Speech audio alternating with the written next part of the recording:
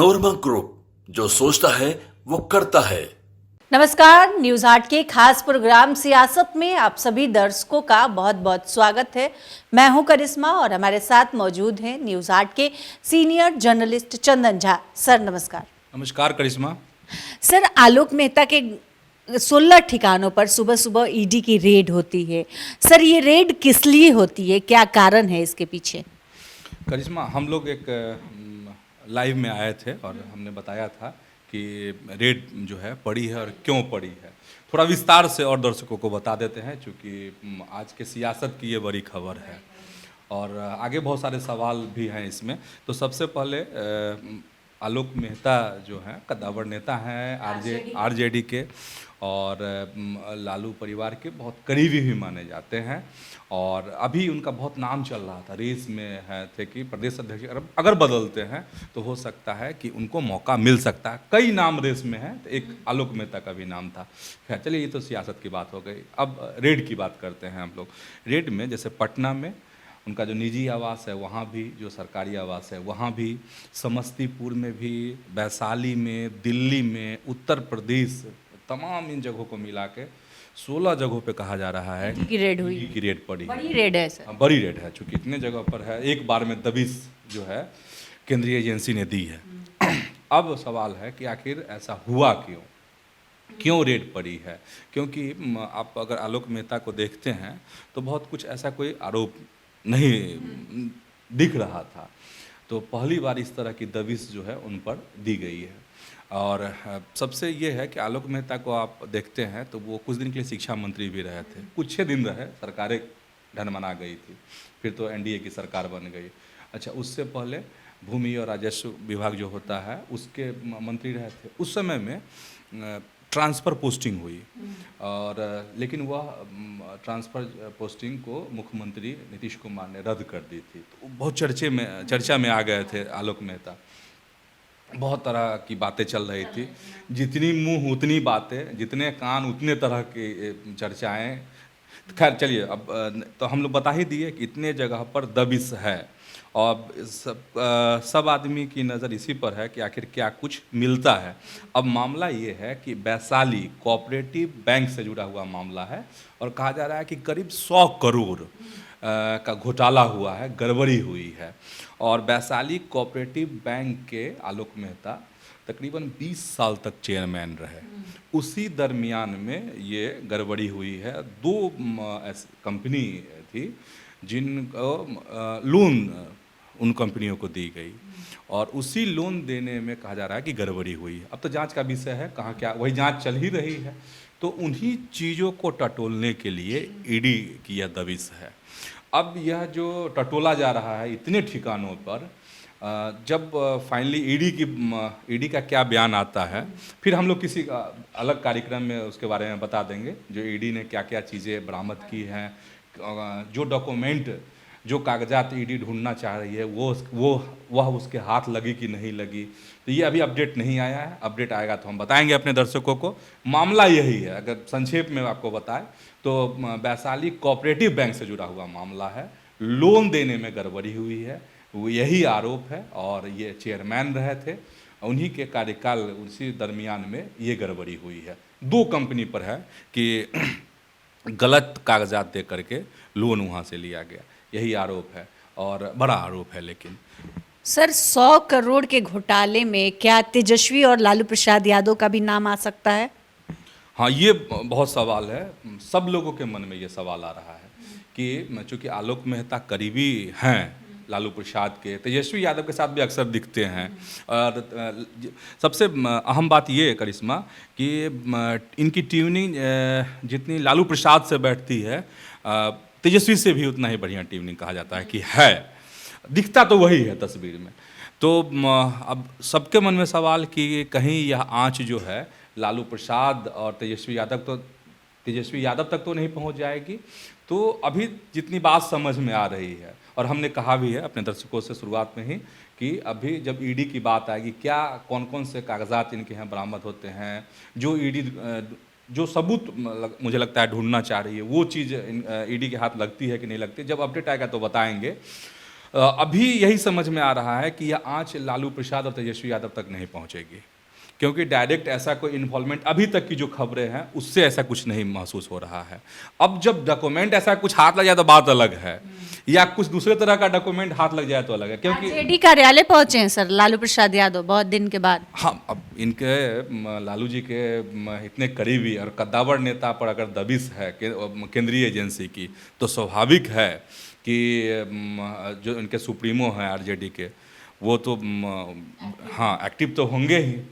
और आरजेडी नेताओं का कुछ बयान भी आ रहा है, कुछ प्रतिक्रिया भी आ रही है, और प्रतिक्रिया में वही है प्रारंभिक कि केंद्रीय एजेंसी जो है, मोदी की जो सरकार है, वह जो है केंद्रीय एजेंसियों का दुरुपयोग कर रही है, जो बार बार विपक्ष सवाल करते रहती है, विपक्षी पार्टियां कि केंद्रीय एजेंसियों का दुरुपयोग हो रहा है, तो वही बात आरजेडी के नेता दोहरा रहे हैं। सर कल नीतीश कुमार राजभवन गए और आज चिराग पासवान राजभवन गए हुए थे, क्या कुछ मामला था सर, क्यों गए थे राजभवन और क्या कुछ बातें हुई? अब ऐसे समझते हैं कि नए राज्यपाल हैं, चिराग पासवान बहुत दिन से बिहार में नहीं थे, कल ही आए हैं। चिराग पासवान पटना हैं, तो इनकी मुलाकात नहीं हुई थी, तो एक औपचारिक मुलाकात भी इसको कह सकते हैं। आरिफ मोहम्मद खान नए नए राज्यपाल बने हैं बिहार के, तो इनकी मुलाकात पहली मुलाकात थी ये राज्यपाल बनने के बाद। और राजभवन जो गए चिराग पासवान, तो उसमें बीपीएससी का मुद्दा जो है उस पर चिराग पासवान ने कहा है, जो पत्रकारों से जब राजभवन से जब निकले चिराग पासवान, तो पत्रकारों से जो बातचीत हुई है उसमें उन्होंने कहा है कि बीपीएससी मामले पर भी हमने जो चीज़ें हैं, जो गड़बड़ी, जो मतलब जो परीक्षार्थी सवाल उठा रहे हैं, उन सब चीज़ों से कहना है चिराग पासवान की का कि हमने राज्यपाल को अवगत करा दिया है। और यह चिराग पासवान ने यह बात भी कही है कि छात्रों के साथ बिहार की जो सरकार है, नीतीश की जो सरकार है, वह अन्याय नहीं होने देगी। और मतलब दो बातें, एक आश्वासन भी छात्रों को, और दूसरी बात कि जो बात है जेन्युइन बात, वह हमने राज्यपाल तक पहुंचा दी है, ये चिराग पासवान ने कही है। और चिराग पासवान ने इसी दौरान जो है तेजस्वी यादव को भी निशाने पे लिया है और केजरीवाल को भी निशाने पे लिया है। तेजस्वी यादव की बात कुछ इस तरह है, उन्होंने कहा है कि तेजस्वी यादव ने लोकसभा चुनाव के दौरान जो कहा था कि खाता भी नहीं खुलेगा, उसको लेकर उन्होंने चुटकी ली है तेजस्वी यादव की, कि उस समय में उन्होंने कहा था कि खाता नहीं खुलेगा एनडीए का बिहार में, और एनडीए का प्रदर्शन अच्छा रहा, उनके क्या हाल रहे, इस तरीके से तंज था उनका तेजस्वी यादव। फिर केजरीवाल को निशाने पे लिया है, और केजरीवाल पे तो अभी लगता है सब टूट पड़े हैं पूर्वांचली के मसले पर। कल संजय झा का बयान आया था, आज चिराग पासवान का बयान आ गया है। चिराग पासवान ने कहा है, बस एक लाइन में बताते हैं, कि डुअल नागरिकता लग रहा है कि अरविंद केजरीवाल चाहते हैं दिल्ली के लिए, जबकि दिल्ली देश की राजधानी है और उस पर सबका हक है, सबका अधिकार है। और चिराग पासवान ने कहा है कि बिहार के लोग, उत्तर प्रदेश के लोग अगर एक दिन काम ठप कर दें तो देश जो है ठप हो जाएगा। तो इस तरीके से है। और अरविंद केजरीवाल के मसले पे बताए ही हैं कि बहुत एकदम निशाने पे हैं अभी सारे नेताओं के।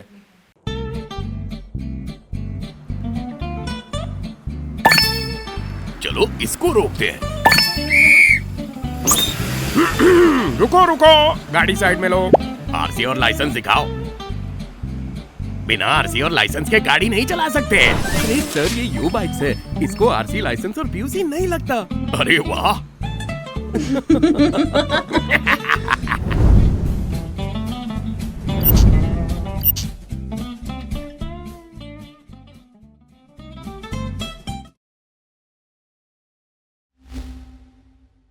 सर ललन सिंह भी अरविंद केजरीवाल के बयान पर पलटवार किए हैं, सर क्या कर रहे हैं ललन सिंह? हम देखो यही कह रहे थे कि सबको ही निशाने पे लिए हुए हैं। अब संजय झा की बात हमने बता ही दी, चिराग पासवान ने निशाने पे लिया है, वो बात हो ही गई।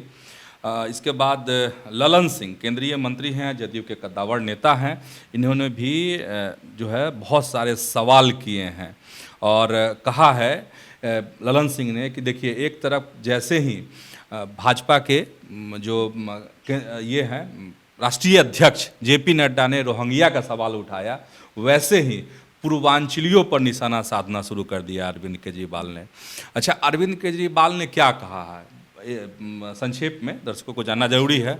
हाँ, कि पूर्वांचली मतलब उत्तर प्रदेश और बिहार झारखंड के जो लोग हैं वो उनको नई दिल्ली जो विधानसभा सीट है उसमें नए वोटर जो है बनाए जा रहे हैं, इसको लेकर उन्होंने शिकायत की थी अरविंद केजरीवाल ने चुनाव आयोग से, और इस पर जो उनका एक बयान आया था, इसी को लेकर एनडीए के तमाम नेता जो है एकदम निशाने पे लिए हुए। मनोज तिवारी ने भी खूब सुनाया है, एकदम ललकार दिया है इस मसले पर अरविंद केजरीवाल को। तो ललन सिंह ने भी खूब सुनाया है, किसको?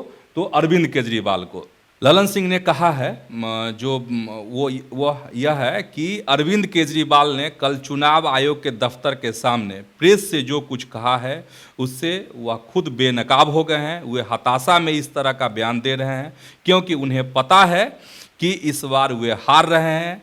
और वही वाली बात कि जेपी नड्डा ने जैसे ही रोहिंग्या का मसला उठाया वैसे ही उन्होंने पूर्वांचलियों की तरफ उंगली उठा दिया। तो घेरने की कोशिश ज़बरदस्त एनडीए के नेता कर रहे हैं दिल्ली विधानसभा चुनाव को लेकर अरविंद केजरीवाल को।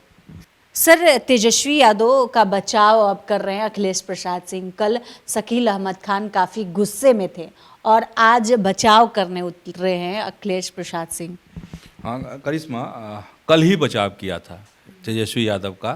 तेजस्वी यादव ने बक्सर में कहा था, जब पत्रकारों ने सवाल किया था उनसे कि आरजेडी किस तरफ है, किसको समर्थन करेगी दिल्ली विधानसभा के चुनाव में, आम आदमी पार्टी के साथ है आरजेडी या फिर कांग्रेस के साथ है, तो उसी को लेकर कहा था तेजस्वी यादव ने कि देखिए इंडिया गठबंधन जो है लोकसभा चुनाव को लेकर बना था और मोदी को हटाना था, इसलिए हम सब एकजुट हुए थे।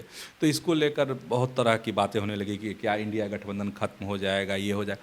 तो कल जो है कांग्रेस के जो कद्दावर नेता हैं शकील अहमद खान, उनका जो बयान आया, उन्होंने कहा कि हमें जो हल्के में लेते हैं उसे और हम लोग हल्के में लेते हैं। लेकिन ये जो बयान है अखिलेश प्रसाद सिंह का जो बयान है वो बचाव कर रहे हैं तेजस्वी यादव का। और देखो इंटरेस्टिंग दिलचस्प बात यह है कि कुछ दिन पहले एक बयान आया था जो अपने यात्रा में तेजस्वी यादव थे, संभवतः कटिहार वो जगह थी, जिसमें जब पत्रकार ने पूछा था कांग्रेस को लेकर सीट उठ का जो मसला चल रहा था कि 17 सीट कांग्रेस लड़ना चाहती है विधानसभा के चुनाव में, तो उसमें तेजस्वी यादव ने कहा था कि कौन अखिलेश। लेकिन इसी से कहा जाता है कि अखिलेश प्रसाद की जो वफादारी है, क्योंकि उनके ही नेता उन्हीं के कद के नेता हैं, प्रदेश अध्यक्ष ये जरूर हैं कांग्रेस के अखिलेश प्रसाद सिंह, लेकिन उनसे कद में कमज़ोर कहीं नहीं है शकील अहमद खान।